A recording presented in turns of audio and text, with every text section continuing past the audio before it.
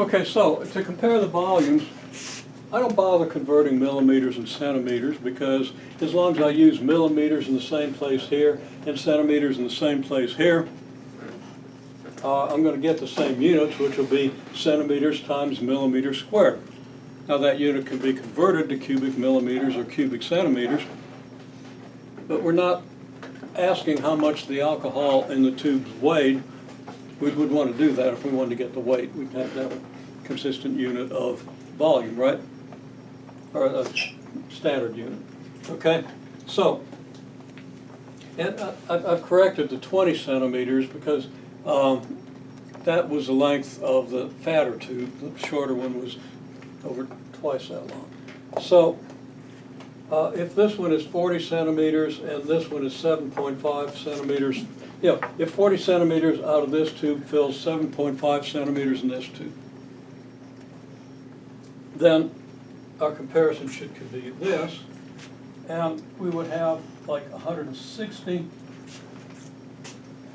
pi and 270 pi, units being centimeters times millimeters squared in both cases. Make sense?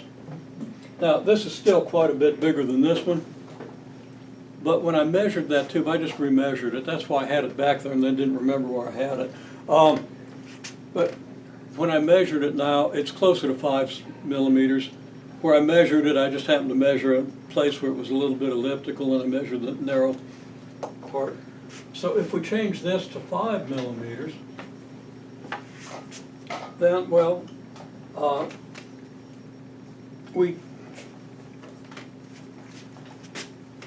5 squared is 25, 4 squared is 16, right?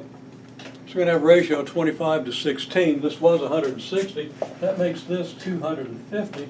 And now things resolve pretty nicely, right? Especially since, my visual measurement of these things depends on my eye, and I'm comparing this on a meter stick. I'm not using calipers or anything really accurate, okay? So we have a reasonably good comparison. Now this is really important for what goes on in these systems that we're going to be observing. So we'll see why in a minute.